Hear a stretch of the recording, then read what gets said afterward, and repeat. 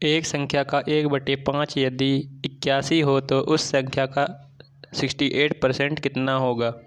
तो इसे सॉल्व करेंगे। सॉल्यूशन संख्या बराबर x मान लेते हैं और x का जब हम 1/5 भाग कर रहे हैं तो कितना है, 81 दिया गया है। और x बराबर जब 405 हम इसको सॉल्व कर रहे हैं तो x बराबर 405 आ रहा है। 405 का 68%, 405 गुणे 68/100 और इसको सॉल्व करने पर 275.4 आ रहा है। इसके बाद क्वेश्चन नंबर दूसरा देखते हैं। तो इसमें कहा गया किसी भिन्न के अंश में 10% वृद्धि करने पर तथा इसके हर को 12% कम कर देने पर 15/64 प्राप्त होता है, वह भिन्न है। तो इसमें करना क्या है, सॉल्यूशन अंश इज इक्वल टू 15 गुणे 100/110 करना है और हर में क्या करना है, 64 गुणे 100/88 करना है। इसके बाद 15 गुणे 100/88 और 64 गुणे 100/110 करके इसको सॉल्व करने पर हमारा आंसर 3/16 आएगा। इसके बाद हमारा क्वेश्चन नंबर तीसरा है, किसी वस्तु के भाव में 20% की वृद्धि होने पर एक गृहिणी को वस्तु की खपत कितने प्रतिशत कम कर देनी चाहिए ताकि खर्च ना बढ़े। तो इसमें कहा है कि 20% वृद्धि करने पर एक गृहिणी को वस्तु की खपत कितने प्रतिशत कम कर देनी चाहिए जिससे कि उसका खर्च ना बढ़े। तो इसका सॉल्यूशन करने पर हमें 20% वृद्धि करने पर कितना हो जाएगा, 120 हो जाएगा, 120। और इसको सॉल्व करने पर 20 गुणे 100/120 करेंगे तो हमारा हल करने पर 50/3 कम कर देना चाहिए। तो हमारा 50/3 आ जाएगा इसका आंसर। क्वेश्चन नंबर 4 कह रहा है कि यदि किसी व्यक्ति की आय पहले 20% बढ़ा दी जाए और फिर 10% घटा दी जाए तो उस व्यक्ति की आय में क्या परिवर्तन होगा। तो इसका ट्रिक है, दोनों परसेंटों को ऊपर व नीचे बटे में 100 करना पड़ेगा। तो इसके लिए 20% वृद्धि है 120 और 10% कमी का 90 आ जाएगा। 120 गुणे 90/100 को हल करने पर 108 आएगा और 108 में 8% की वृद्धि होगी, यही हमारा आंसर होगा। पांचवा प्रश्न है, फलों के मूल्य में 30% की कमी करने पर उनकी बिक्री 40% अधिक हो जाती है, इससे विक्रय मूल्य पर क्या प्रभाव पड़ेगा। तो इसको सॉल्व करने पर हमारा आएगा, ट्रिक है 30% की कमी बराबर 70, 40% की अधिकता बराबर 140 और 70 गुणे 140/100 बराबर 98। इसको हल करने पर हमारा 2% घट जाएगा, मतलब कि हमारे विक्रय मूल्य पर 2% की कमी आ जाएगी। इसके बाद अमन क्वेश्चन नंबर 6 है, अमन का खर्च विमल के खर्च से 30% अधिक है तथा विमल का खर्च रमन के खर्च से 10% कम है।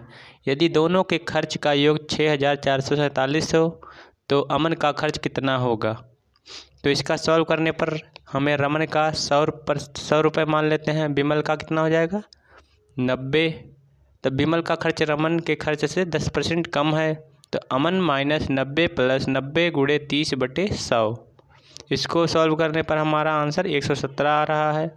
तो अमन का खर्च विमल के खर्च से 30% अधिक है, तो अमन का खर्च 117/307 गुणे 6447 है। इसको हल करने पर 2457 हमारा आंसर आ रहा है। इसके बाद हमारा क्वेश्चन नंबर 7 है, एक परीक्षा में उत्तीर्ण होने के लिए 35% अंक लेने होते हैं। एक विद्यार्थी को 40 अंक मिले तथा वह 30 अंकों से अनुत्तीर्ण हो गया, परीक्षा के अधिकतम अंक होंगे। तो माना अधिकतम अंक 100% होने चाहिए, तो उत्तीर्ण अंक होने के लिए 35% होना है और उत्तीर्ण अंक 40 + 30 बराबर 70 होंगे। तो 35% बराबर 70, तो 1% बराबर कितना होगा, 2 नंबर आने चाहिए। तो 100% इज इक्वल टू 2 गुणे 100 बराबर 200 आंसर, मतलब 200 नंबर का पूर्णांक होना चाहिए। तो हमारा क्वेश्चन नंबर 8 कह रहा है कि एक परीक्षार्थी 30% अंक प्राप्त करके 5 अंकों से अनुत्तीर्ण हो जाता है। एक अन्य परीक्षार्थी 40% अंक प्राप्त करके आवश्यक न्यूनतम अंकों से 10 अंक अधिक प्राप्त करता है, तो उत्तीर्ण होने के लिए आवश्यक न्यूनतम अंक क्या है।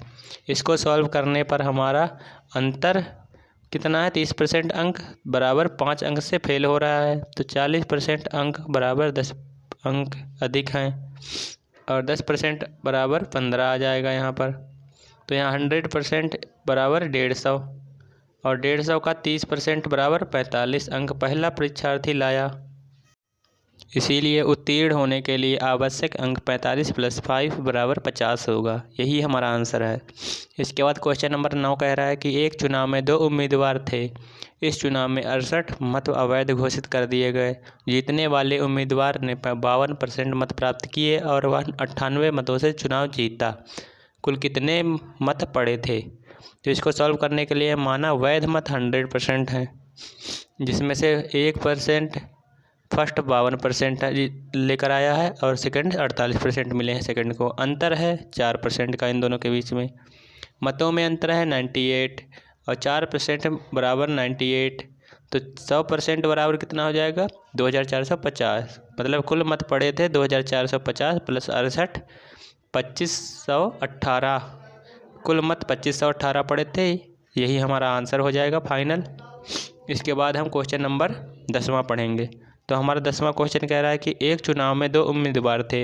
एक उम्मीदवार 30% मत प्राप्त करके भी 16,000 मतों से हार गया। कुल कितने मत पड़े? तो इसमें सॉल्व करने के लिए हमें कुल मत बराबर 100% मानना पड़ेगा। फर्स्ट उम्मीदवार को 30% मिले और सेकंड उम्मीदवार को 70% मिले। तो अंतर है इन दोनों के बीच का 40%। तो मतों में अंतर कितना होगा? 16,000 से ये हारा था ना, तो 40% बराबर 16,000। तो 100% बराबर हमारा हो जाएगा 40,000 आंसर। यही हमारा फाइनल आंसर हो जाएगा। 100% बराबर 40,000 आंसर। तो कुल मत हमारे 40,000 पड़े होंगे। Thank you. अगर ये वीडियो आपको अच्छा लगे तो प्लीज़ वीडियो को लाइक, कमेंट और सब्सक्राइब कर लीजिए। चैनल को सब्सक्राइब कर लीजिए, क्योंकि चैनल सब्सक्राइब करने पर आपका कुछ नहीं जाता। तो प्लीज़ चैनल को सब्सक्राइब कर लीजिएगा और हाँ, बेल आइकन को दबाना मत भूलिएगा। Thank you very much.